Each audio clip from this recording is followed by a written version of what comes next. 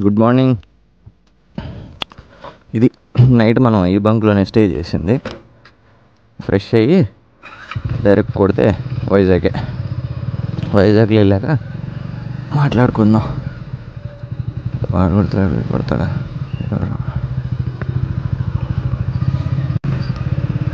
అది. సో ఈ petrol bunk SR అంట. ఇప్పుడు ఇది నైరా అయింది క్వాలిటీ. సో బాయ్ అరకు నుంచి వచ్చే దారి ఇదంతా. ఫైనల్లీ స్టార్ట్ అయ్యాం మళ్ళీ వైజాగ్కి. ఈసారి మౌంట్ కొంచెం అడ్జస్ట్మెంట్లు చేశా. సార్ కొంచెం బాగా వచ్చిద్దని ఎక్స్పెక్ట్ చేస్తున్నా. అది నిన్న మ్యాజిక్లో ఏం జరిగినాయి అంటే, ఫైనల్లీ అరకైతే వెళ్ళి వచ్చాం. ఇన్ని రోజులు అటేటో తిరిగేసాం, మన దగ్గర ఉన్న అరకు చూడలేదే అని ఒక విచిత్రమైన ఫీలింగ్తో ఉన్నాను. ఫైనల్లీ అరకు అయితే వెళ్ళిపోయాం. సో అది లోయ కాదు అరకు అనేది. మనం ఈ అరకు వెళ్ళే వే ఉంది చూడు, అది ఒక 40 అడుగుల కొండ. ఆ కొండ ఎక్కి దిగి అవన్నీ దాటుకుని వెళ్తే అప్పుడు అరకు వెళ్తాం. ఆ అరకులో వచ్చేసరికి అది ట్రైబల్ ఏరియా అనమాట. మొత్తం వాళ్ళకంటూ ఏన్షియంట్ పద్ధతుల్లోనే ఇంకా బతకడం, కొంచెం వాళ్ళు ఆ కైండ్ ఆఫ్లోనే ఉంటున్నారు. అన్నీ ఆర్గానిక్ హార్వెస్టింగ్ అట్లాగా. సో అది ఒక చిన్న సిటీ లాగా అంతే. పైన కొండ మీద, అది అరకు కొండ మీదకి రాదు. ఇంకా దానికి ఆ వెళ్ళే దారిలో ఈ బొర్రా కేవ్స్ వీటన్నిటి దగ్గర నియర్లీ ఒక 20-25 ఏరియాస్ ఉన్నాయన్నమాట. ఒక్కొక్క ఏరియాకి ఒక 7 to 8 హౌసెస్ అంతే. ఇప్పుడు ఒక 5 కిలోమీటర్లు వెళ్ళాం అనుకో, ఒక ఏరియా వస్తుంది. ఆ ఏరియాలో మొత్తం మీద ఒక 5-10 ఇల్లులే ఉంటాయి అంతే. వాళ్ళకి ఒక గవర్నమెంట్ హాస్పిటల్, వాళ్ళకంటూ సపరేట్గా ఒక స్కూలు, అట్లాగా ఒక చిన్న స్కూలు అలా ఉన్నాయి. మళ్ళీ వీటన్నిటికి కలిపి ఆ అరకు దగ్గర ఒక పబ్లిక్ స్కూల్ ఏదో ఉంది పెద్దది, అందులోనే ఎక్కువ చదువుకుంటారంట. ఇంకా ఎక్కడికక్కడ అవన్నీ ఉన్నాయి. మొత్తం అదంతా ఏంటంటే ఒక మౌంటైన్ వ్యూ, ఎవ్రీథింగ్. నువ్వు ఎట్లా అంటే చాలా బాగుంది అసలు. నువ్వు ఒకే కొండ మీద నియర్లీ అది హైటే ఒక 40 కిలోమీటర్స్ ఉంటే, నువ్వు దాంట్లో ఒక 5 కిలోమీటర్స్ ఎక్కి మళ్ళీ కొంచెం వే కోసం అని చెప్పి మరీ అట్లా ఎక్కేలేం కదా. ఆ రోడ్లన్నీ ఏమో అన్నీ ఉన్నాయి ఒక 45 degrees 40 degrees రేంజ్లో ఉన్నాయి ఇంక్లైన్డ్. నేను ఇంకా అసలు నెక్స్ట్ లెవెల్ అనమాట. మన దూరం మామూలుగా లేదు. అందరూ వెళ్ళే దారిలో వెళ్ళకుండా మధ్యలో అక్కడ ఒక కన్స్ట్రక్షన్ జరుగుతుంది టన్నల్ దగ్గర. ఆ కన్స్ట్రక్షన్ జరుగుతుంటే అక్కడ సూపర్వైజర్ని అడిగాను, అన్నా ఇటు అంటే ఫస్ట్ నేను చాలా దూరం నడవాల్సి వచ్చింది. ఆ బండి వదిలేసి బండికి టోకెన్ 20 రూపాయలు కట్టి దాంతో కొంచెం దూరం వెళ్ళాను. కొంచెం దూరం వెళ్ళిన వెంటనే ఆ తర్వాత మళ్ళీ అక్కడి నుంచి పైకి టెనేటి సంథింగ్ వాటర్ ఫాల్స్, పేరు మర్చిపోయాను అప్పుడే. ఆ టెనేటి వాటర్ ఫాల్స్కి వెళ్ళడానికి మళ్ళీ చాలా దూరం నడవాల్సి వచ్చింది అనమాట. కొంచెం ఆ ఇరిటేషన్లో మధ్యాహ్నం ఎండలో ఆల్మోస్ట్ సచ్చినట్టేలే, ఇంచుమించు దోలు తీరిపోయింది అసలు అక్కడికి వెళ్ళడానికి. సో అదంతా చూసి ఆ మధ్యలో ఉన్న సూపర్వైజర్ని అడిగితే, మీరు కొంచెం కష్టపడి ఇట్లా ఇది టన్నల్ దాటుకుని వస్తే ఇది షార్ట్ కట్టే వెళ్ళిపోవచ్చు అరకు వ్యాలీ అన్నాడు కదా అని చెప్పి సరే అని చెప్పి నెక్స్ట్ లెవెల్ ఆ ట్రిప్. అక్కడి నుంచి ఆ టెనేటి చెక్ పోస్ట్ నుంచి నేను ఆ రైల్వే ట్రాక్ అవి దాటడానికి, ఆ టన్నల్ అవి దాటడానికి నియర్లీ లడక్ ట్రిప్పే అనమాట. అసలు ఆల్మోస్ట్ అక్కడ నార్మల్గా కొండ మీద అన్నీ 40 degrees 45 degrees ఉంటే ఇది నియర్లీ ఒక 60 వరకు వెళ్ళిపోయింది అనమాట ఇంక్లైన్డ్. దాని మీద అన్నీ ఈ జేసీబీ ట్రక్కులు అవి మాత్రమే వెళ్తున్నాయి మెల్లగా. అసలు ఒక 5-6 స్పీడ్లో వెళ్తున్నాయి అనమాట. అది వేసుకొని ఇంకా ఆ ప్లేస్లో వెళ్ళాను చూడు. అసలు ఇదేమో చచ్చిపోతుంది బండి, దీనికంటూ మనసుంటే తిట్టేది బ్రో, నెక్స్ట్ లెవెల్లో తిట్టేది అనమాట. మనిషివేనా అని చెప్పి. అసలు అట్లాగా ఫైనల్లీ అరకైతే మొత్తం చూసేసి వచ్చాం. చెప్పాలి అంటే అదే ఆ వేనే ఇంపార్టెంట్. మధ్యలో వచ్చేసరికి నన్ను ఎక్సైట్ చేస్తున్నాయి ఏంటి అంటే, కొంచెం బెటర్ బొర్రా కేవ్స్. ఫస్ట్లో అది చూసి ఏముంది లైట్లు పెట్టారు అంతే కదా అని చాలా తక్కువలో అనుకున్నాను. మిగతా అవన్నీ చూసిన తర్వాత అర్థమైంది అనమాట. అది ఏంటంటే ఏపీ టూరిజము డెవలప్ చేస్తున్నారు అనమాట. ఎందుకు ఊరికి ఒక ఇంప్రెషన్ అనమాట అదంతా. నెక్స్ట్ ఈ కాఫీ ప్లాంటేషన్ వచ్చి అవి మొత్తం గ్రీనరీ, ఒక కైండ్ ఆఫ్ చాలా బాగుంటుంది. దానికంటూ ఒక సీజన్లోనే రావాలి అని చెప్పి అంటారు కదా. ఇంకా సీజన్లో వస్తే నాకు తెలిసి ఆ థ్రిల్లింగ్ డేంజర్ అంతే. మొత్తం మంచు వచ్చేసి మీకు రోడ్డు సరిగ్గా కనిపించదు, చాలా ఇది హెయిర్ పిన్ బెండ్స్ ఉన్నాయి. ఆ 45 డిగ్రీస్ యాంగిల్లో ఎక్కటం ఎంత కష్టమో దిగటం కూడా ఇంచుమించు అంతే కష్టం. ఆగాలి కదా బండి. అట్లా వచ్చాను. ఇది ఇంత జరిగిందనమాట నిన్న. ఇంకా చాలా ఉంది, వీడియోస్ కట్ చేసి ఎడిట్ చేసి పెడతాను, ట్రై చేస్తాను. ఇంకా చాలా చోట్ల అది మీకు ఛార్జింగ్ అయిపోతుంది, బ్యాటరీ ఏమో తొందరగా ఎక్కువ తీయడానికి అవ్వలేదు వీడియోస్. ఇంకా సరే అని చెప్పి జాగ్రత్తగా కుదిరిందాన్ని కొంచెం కొంచెంగా తీసుకుంటూ వచ్చాను. అరకులో ఉన్నాయి ఏంటి అంటే ఫస్ట్ మీరు చూడాల్సినవి ఎవరైనా వెళ్ళినప్పుడు, ఇది నా సజెషన్ అనమాట. ఫస్ట్ వచ్చేసి బేసిక్గా ఆ బొర్రా కేవ్సే అంతే. మీరు వెళ్ళేటప్పుడు ఆ బొర్రా కేవ్స్కి వెళ్తారు. వెళ్ళేదారంతా మౌంటైన్స్, ఒక 3 to 4 మౌంటైన్స్ ఒకదాని పక్కన ఒకటి మీకు ఒక యాంగిల్లో కనిపిస్తూ ఉంటుంది భలే. ఒక లైట్తో ఒక high quality graphics, 8K graphics రేంజ్లో మీకు విజువల్ అయితే అర్థమవుతూ ఉంటుంది కానీ మీరు అట్లా చూసుకుంటా వెళ్తూ ఉంటే చాలా బాగుంది అసలు ఆ ఫీల్ మాత్రం. కాకపోతే నాకు వచ్చేసరికి ఏంటి అంటే, నేను అరకు వ్యాలీ అంటున్నారు కదా, అదే మెయిన్ వ్యూ పాయింట్. ఇంకా అసలు నెక్స్ట్ లెవెల్ ఉంటుంది. ఇదే ఇట్లా ఉన్నాయంటే అన్న ఫీల్లో నేను అక్కడేదో ఉంది అనుకుంటానే వెళ్తున్నాను. నేను అసలు ఒక్క వీడియో చూడలేదు, ఏమీ చూడలేదు ఈ అరకుకు సంబంధించినవి. ఎప్పుడు అందరూ అరకు వెళ్తున్నాం, అరకు భలే ఉంటుంది, అదొక డెస్టినేషన్ కైండ్ ఆఫ్, అదే ట్రావెల్ డెస్టినేషను అట్లా వినుకుంటా వచ్చాను కదా అది. సో అయితే ఫస్ట్ వచ్చేసి బొర్రా కేవ్స్ తర్వాత టెనిటీ వాటర్ ఫాల్స్, దాని పేరు తెలీదు, నేను రాస్తాను ఇక్కడ, అది ఏంటో చూసిన తర్వాత ఆ వాటర్ ఫాల్స్ తర్వాత కట్ చేస్తే నేను వెళ్ళిన రోడ్లో ఇంకెవరు వెళ్ళకండిలే, నేనే నానా కష్టాలు పడ్డాను. ఆ చుట్టూరు తిరిగి వెళ్తే మీకు వచ్చే దారిలో కొన్ని వ్యూ పాయింట్స్ ఉంటాయి. అవి మామూలు బేసిక్ వ్యూ పాయింట్సే, మీరు ఆల్రెడీ ఇంక వెళ్ళే దారంతా వ్యూ పాయింట్సే. వాటికంటూ సపరేట్గా కొంచెం ఒక బ్రిడ్జ్ కట్టి కొంచెం ముందుకు వేస్తారు అంతే. ఆ వ్యూ పాయింట్స్ కాఫీ ప్లాంటేషన్ తర్వాత ఇంకా అంతే వెళ్ళిపోతే, నెక్స్ట్ వచ్చేసి మీరు అరకులోకి వెళ్ళిపోయిన తర్వాత, అరకు వ్యాలీలోకి వెళ్ళిపోయిన తర్వాత మీకు ఫస్ట్ ఈ కాఫీ ఫ్యాక్టరీ వస్తుంది. కాఫీ ఫ్యాక్టరీ తర్వాత ట్రైబల్ మ్యూజియము, ఇంకొంచెం ముందుకు వెళ్ళిన తర్వాత బొంగు బిర్యానీ బాగానే ఉంది, బొంగులో బిర్యానీ అది ట్రై చేశాను నిన్న, బాగుంది, బెటరే, వర్త్. కాకపోతే అది 2 పర్సన్స్కి 600 తీసుకున్నారు. అది అయిపోయింది. ఇంకొక పర్సన్ ఎవరు అంటే అక్కడే పరిచయం అయ్యాడు అనమాట, ఆ లోకల్ అనమాట, అక్కడ లోకల్ పిల్లోడు అంట. నార్మల్గా దారి టు మధ్యలో ఏంటి అని అడిగితే మనోడే ఇంకా అక్కడి నుంచి వచ్చాడు నాతో పాటే. సో ఇంకా ఆ పిల్లోడు నేనే తిరిగాము నిన్న. అది అయిన తర్వాత సంతోష్ ఆ పిల్లోడు పేరు. అది అయిన తర్వాత లోపలికి అరకులోకి వెళ్ళిన తర్వాత కాఫీ షాప్ చెప్పేశాను, ట్రైబల్ మ్యూజియం చెప్పేశాను. నెక్స్ట్ వచ్చేసి చాక్లెట్ ఫ్యాక్టరీ, మధు గార్డెన్స్ కాదు, ఆ పేరు మర్చిపోయాను, అదేదో గార్డెన్స్, అది బొటానికల్ గార్డెన్ అనమాట. లోపలికి వెళ్ళిన తర్వాత కొంచెం విచిత్రమైన చెట్లు ఒక పార్క్ అనమాట, ప్యూర్ పార్క్. ఇది చాక్లెట్ ఫ్యాక్టరీ వచ్చేసరికి లోపలికి వెళ్ళిన తర్వాత లాస్ట్లో అది మ్యూజియం అంటున్నారు వాళ్ళు. లోపల కాఫీ ఎలా తయారు చేస్తారు ఏంటి అని సేమ్ మొత్తం రాసి పెట్టి ఉందన్నమాట. దాంట్లో లోపల గ్లాసెస్ లోపల వాళ్ళు వర్క్ చేసుకుంటూ ఉంటారు, మనం బయట నుంచి చూడాలి. నెక్స్ట్ అటు లోపలే మీకు సపరేట్ కైండ్ ఆఫ్ చాక్లెట్స్ ఉంటాయి, అన్నీ కోకో పౌడర్ చాక్లెట్సే, షుగర్ తక్కువ ఉండేవి, కొంచెం ప్యూర్ చాక్లెట్స్ అనమాట అవి వాడేటట్టు. అవి ఒకటి. అక్కడ కావాలంటే కొంచెం మీరు వచ్చేటప్పుడు అక్కడ తీసుకోవడానికి ఫిక్స్ అయిపోయారండి. పావు కేజీ 300-350 ఉన్నాయి.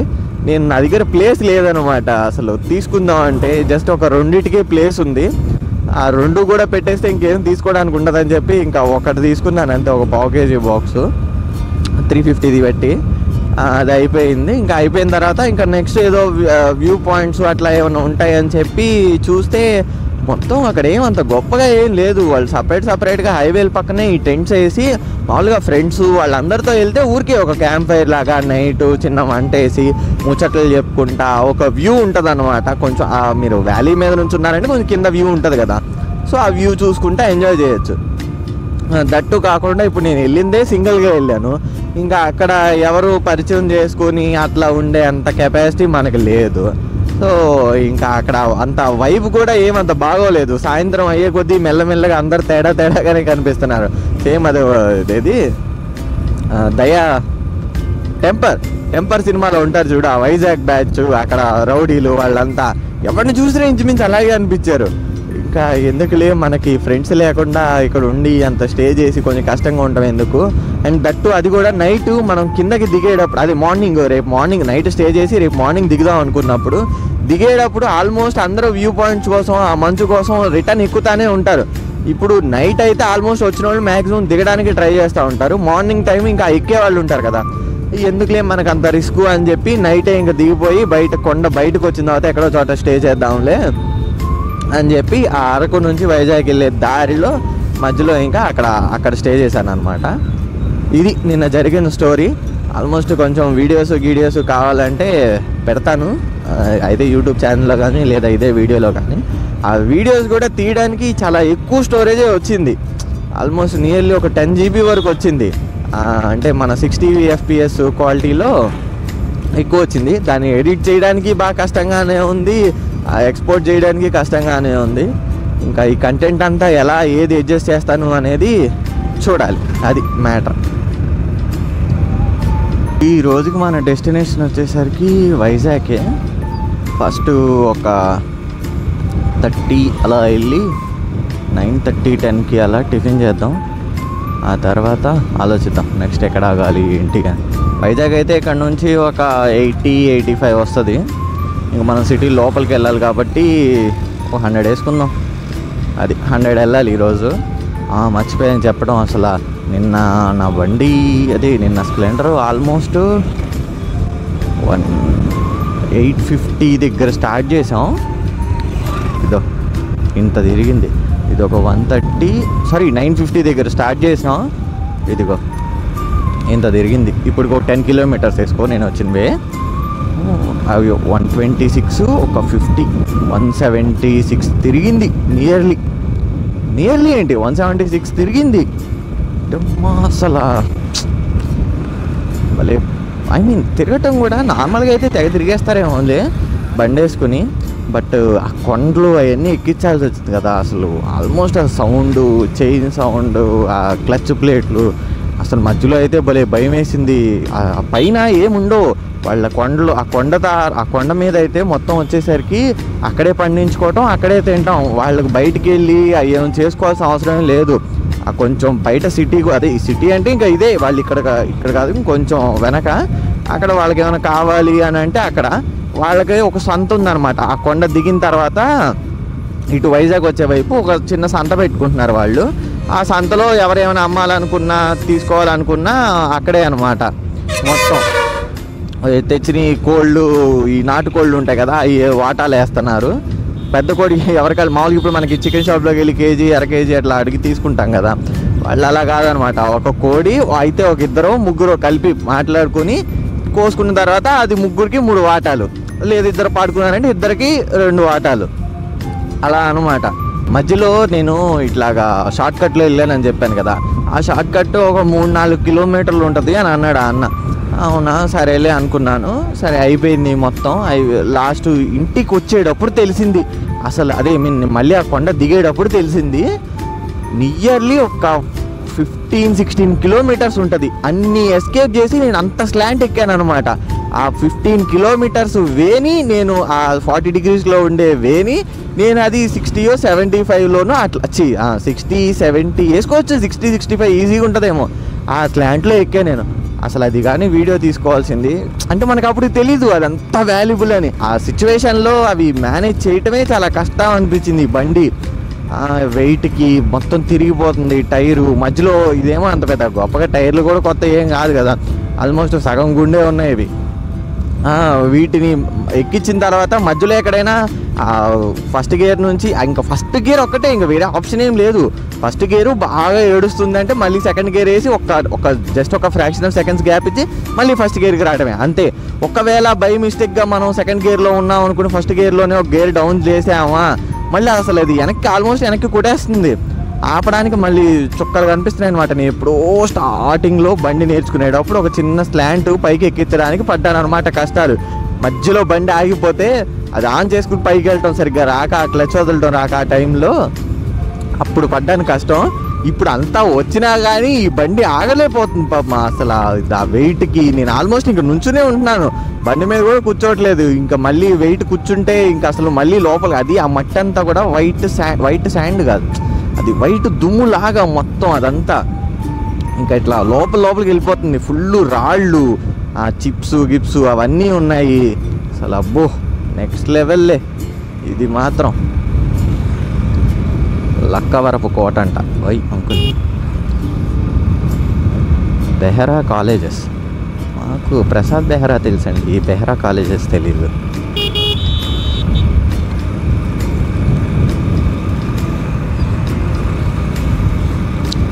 ఇప్పుడు ఈ ముక్కలన్నీ ఎడిట్ చేయాలి. ఎలా ఎడిట్ చేస్తానో ఏం చేస్తానో ఇంత ఫుటేజ్ నాకే అర్థం కావట్లేదు. ఇదిగో ఏరియా అంటే అసలు ఈ రోడ్డు మొత్తం ఇట్లాగా పాకలు పెట్టుకుని అందులో కళ్ళు అమ్ముతున్నారు అనమాట. నిన్న వెళ్ళేటప్పుడు మార్నింగ్ టైము ఒక చోట చిన్న పిల్లలు కూడా తాగేస్తున్నారు. అంటే ఆయన చెట్టు దగ్గర నుంచి తీసిన, ఆయన ఇట్లా అమ్మేది కాదులే, ఆ ప్లేస్లో చిన్న పిల్లలు కూడా తాగుతున్నారు అనమాట. చిన్నపిల్లలు అంటే అదే ఆడపిల్లలు, ఒక 8-9 ఇయర్స్ ఉంటాయి, అంత చిన్నపిల్లలు వాళ్ళు తాగుతున్నారు. మనం వెళ్ళి తాగేద్దామా, కొంచెం మరి మంచిగా అనుకుంటా, చిన్నపిల్లలు కూడా తాగుతున్నారంటే అని అనుకున్నాను. కానీ మరి మనకు తెలియదు కదా ఇటు మ్యాటర్ ఏంటో. బై మిస్టేక్గా తాగిన తర్వాత నిజంగానే ఏమైనా కళ్ళు తిరగటాలు ఇళ్ళు తిరగటాలు ఉంటాయేమో, అసలే మనం చాలా దూరం వెళ్ళాలి అన్న సామాజిక దృక్పథంతో మానసిక దృక్పథంతో ఇంకా అలా కొట్టామన్నమాట. తాగకుండా వచ్చేసాం. ఇంకా తాగాలని కూడా ఏం అనిపించట్లేదులే, అది మ్యాటర్. కానీ ఇక్కడ వాళ్ళ బాగా ట్రెడిషన్, అసలు ఎక్కడ కావాలంటే అక్కడ దొరికేస్తుంది ఆ కళ్ళు, మామూలుగా కాదు. అని మరి ఇది ఏమైనా సీజన్ ఏమో, మేబీ అట్లా ఏమైనా ఉంటుందేమో. చాలా చోట్ల అంటే చాలా చోట్ల అమ్ముతున్నారు. టిఫిన్ కోసం 2 కిలోమీటర్స్ నుంచి ఎతుకుతున్నాం, ఇంకా దొరకల. ఫస్ట్ లోపల కొంచెం ఆకలేస్తున్నట్టుంది, టిఫిన్ తినాలన్నమాట. నాకు టిఫిన్ సెంటర్ దొరకడం అంటే ఉట్టి టిఫిన్ ఉంటే సరిపోదు, అక్కడ కూర్చోవడానికి కొంచెం మంచి ప్లేస్ ఉండాలి, పెట్టుకోవడానికి ఛార్జింగ్ పిన్ ఉండాలి ఇట్లా. సో దానికోసం ఇది ఒక కళ్ళు మళ్ళీ మొదలెట్టేది. ఇంకా అలాగా ఆ టిఫిన్ సెంటర్ కోసం అలాంటి ఫెసిలిటీస్ ఉన్న టిఫిన్ సెంటర్ దొరకడం కొంచెం కష్టమైన విషయం అవుతుంది మనకి. బెటర్ టు నార్మల్గా ఈ ట్రావెల్ బయటకు వచ్చినప్పుడు ఈ 20-25 రూపీస్ టిఫిన్స్ బాగానే ఉంటాయిలే, కానీ కాకపోతే అన్ని చోట్ల అవి బాగుండడానికి చాలా ఆప్షన్ తక్కువ. So better to switch from 20-25 to 40 rupees 45 rupees tiffins. ఎందుకంటే కొంచెం ఒక మినిమం బేస్ గ్యారంటీ అయినా ఉంటుంది వాటిల్లో. కొంచెం పూరీలు, ఇడ్లీలు, బజ్జీలు, ఓకే. టిఫిన్ అనేది వాళ్ళంతా ఆల్మోస్ట్ ఈ పెద్ద టిఫిన్స్ వాళ్ళంతా ఒకలానే చేస్తారు. So better option.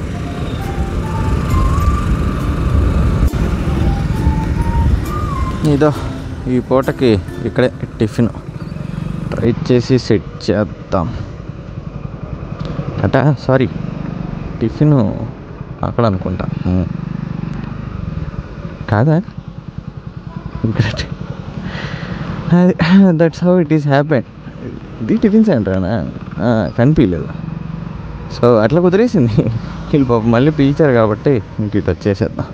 అక్కడ టిఫిన్ తినడానికి ఆగి కట్ చేస్తే వైజాగ్ వచ్చేసాం బ్రో మనం బీచ్ రోడ్లోకి. ఈ ఎండకు గేర్ వచ్చేస్తుంది అయ్యా, కుదిరినంత తొందరగా ఎక్కడైనా ఆగాలి ప్లేస్ చూసుకొని. మళ్ళీ ఫైనల్ టీటీడీకి అయితే వచ్చాం, వెంకటేశ్వర స్వామి గుడికి. ఎట్లా ఇటు ఏం తీసుకోవాలి, టికెట్లు ఏం తెలీదు. కొండలేక ఆర్డర్ అయిపోయింది బ్రో. ఇప్పుడు మంచి ఈస్ట్ ఎక్కుతాం, ఇంతకుముందు అయినా అటు ఇటు ఎక్కేవాళ్ళం కానీ వెళ్ళి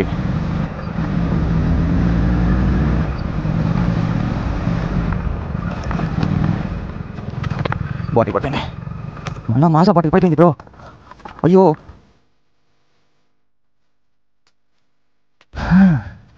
ఇంపార్టెంట్.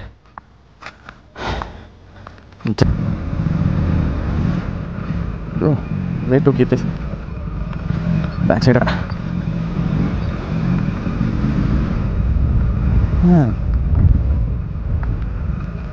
ఈ స్నానాలు గట్రా చేయడానికి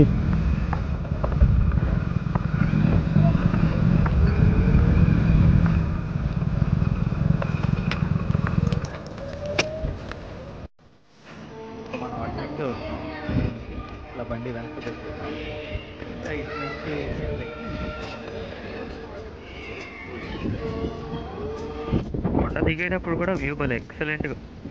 ఈ రాడ్ ఒకటి మధ్య ఇదిగో గుడి దిగిన వెంటనే ఇదిగో ఈ పక్కన ఉన్న బీచ్కి వచ్చాం. ఆ టవల్ ఆరేసాను. అది ఆరిన తర్వాత ఇంకెళ్తాను. మేబీ ఈ రోజుకి అబ్బో చాలా కంటెంటే వచ్చినట్టుంది. ఇక్కడతో డే ఎండ్ చేస్తాను. ఇంకా నైట్ ఇక్కడ చూడడానికి కూడా ఏమి ఉండదు. మొత్తం అదే చూడడానికి కూడా ఏమి ఉండదు సిన్స్ మొత్తం ఈ బీచ్లో ఎటు తిరిగి అటు వచ్చి ఇటు వచ్చి. ఓ ఎవరో పారాగ్లైడింగ్ అది కాదనుకుంటా, సముద్రంలో మరి ఏదో చేస్తున్నారు. Sky something. అది ఇంకా ఇట్లా ఈ నైట్ ఇక్కడ ఏదో ఒకటి తినేసి స్టే చేసి కుదిరితే రేపు మార్నింగ్ బయలుదేరుతాను, లేదంటే ఈరోజు నైటే బయలుదేరిపోతా.